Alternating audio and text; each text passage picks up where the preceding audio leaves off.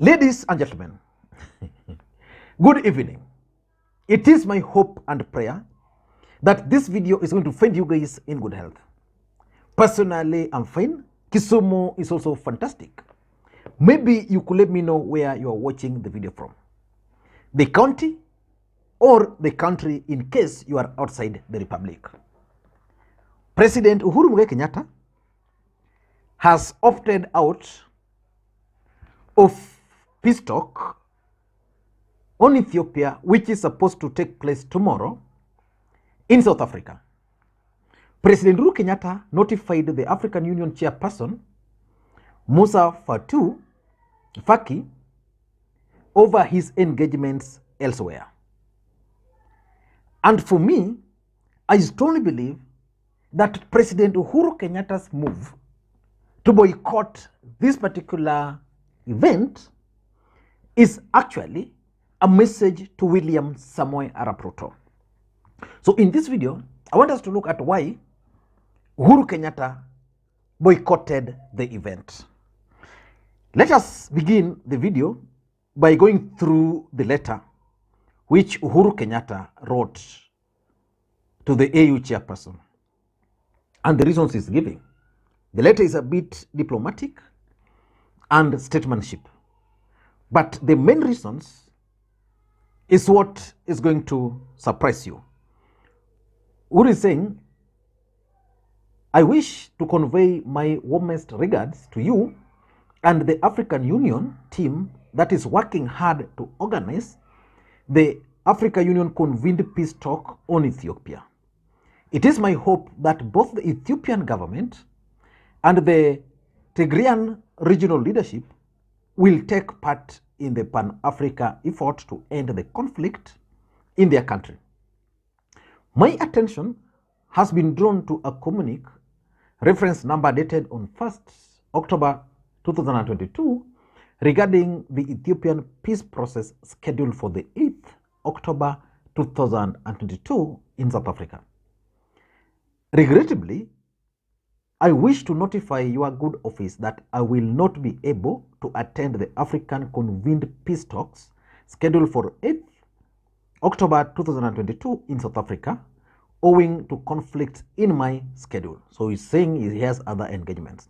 However, in the interim, and as you consider the possibility for another date for the peace talks, I would be grateful to receive further clarity on the structures and modalities of the talks, including but not limited to the rules of engagement for all the interlocutors invited. This clarification would greatly help in preparation for my engagement and participation. Further, as we discuss the agenda for the talks, it is my hope that amongst the most urgent issues high on that agenda will be the immediate and unconditional cessation of hostilities. This silencing of the gun is particularly important in order to avail the right conditions for the consultations and negotiations while alleviating human suffering and allowing for continued access to humanitarian assistance. And I thank you for your dedication to Pan-African call for peace in our continental. Please accept, Your Excellency, the assurance of my consideration. Now, that's what Uhuru Kenyatta has done. For those who follow the politics of this country, on the day William Samoei Arap Ruto was sworn in office as the President of the Republic of Kenya, he offered President Uhuru Kenyatta, by that time Uhuru was still the president, some roles to play as the regional chair of peacekeeping initiatives. So basically, Uhuru Kenyatta was made the peace envoy for the region. But for those who follow the channel again, I opined that taking that role by Uhuru Kenyatta was going to mean so many things. And I doubted whether Uhuru Kenyatta was going to take that role. The boycott of this event at the 11th hour, in my view, because if Uhuru Kenyatta was notified on 1st, and today is 7th, the event is supposed to take place tomorrow, and he has cancelled it and notified the same people today, then I think Uhuru Kenyatta is basically not ready for the event. Before we get into further details, in case you are watching the channel for the first time, please take a second or two, click that subscribe button so that next time we produce a video like this, YouTube will automatically notify you. And to the subscribers, I want to continue thanking you guys for your continued support, because without that support, this channel cannot be where it is now. Let us get back to the main issue. For me, I think Uhuru Kenyatta will not attend that event because of 5 reasons. Number one, local politics. I strongly believe that local politics is what has informed Uhuru Kenyatta's move. William Ruto and his team are clearly on a strategy to isolate Raila Odinga as an individual and isolate ODM party. The truth of the matter is that by Uhuru Kenyatta going to South Africa to take up this role, he shall have played into William Ruto's game plan. And the game plan is simple: appoint Uhuru. Remember, when Uhuru was the president, he could not even sit in the cabinet with William Ruto. Appoint Uhuru, then make Uhuru report to him, and then by that, Ruto shall have also played local politics in the Mount Kenya region, and again, nationally, Raila Odinga was going to be isolated. And because of those local politics, I think Uhuru Kenyatta is still not ready to take this role until structures are put in place. And that's why in his letter, he's talking of structures. So that's number two, and this could also be true. William Ruto's visit to Ethiopia yesterday, where he launched Safaricom Ethiopia. Now, their interest, Uhuru has his interest, Ruto has his interest, and even that Ethiopia itself, they have their own interest. So which means the fact that William Ruto went to Ethiopia yesterday, probably the roles and the interest are now reversed. And because the roles and the interest are reversed, Uhuru Kenyatta's previous interest in Ethiopia, because he was leading these peace initiatives, by the way, and the fact that Ruto is now the president with a different interest, Uhuru Kenyatta might not really see the need of taking charge, probably until at such a time when the structures will be put in place. So for me, just like I did that video where most people are telling me Moses Kuria was there, but the truth is, if you look at the people who accompanied Ruto, Moses Kuria was there as a technical person.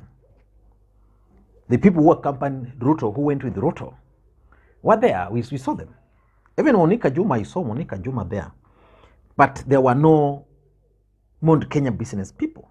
So the truth is, I think William Ruto's visit yesterday to Ethiopia is what has informed President Uhuru Kenyatta's letter today. Otherwise, what would have stopped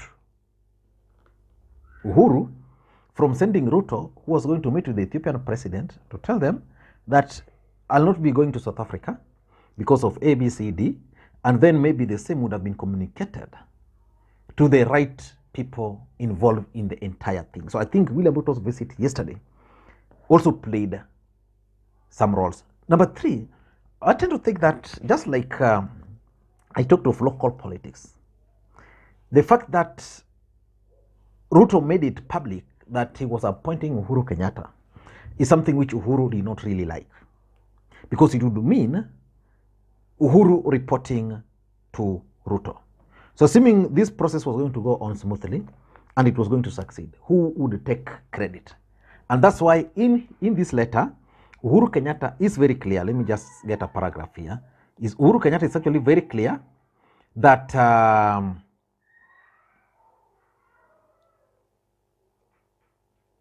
I would be grateful to receive further clarity on structure and modalities of the talks, including but not limited to the rules of engagement.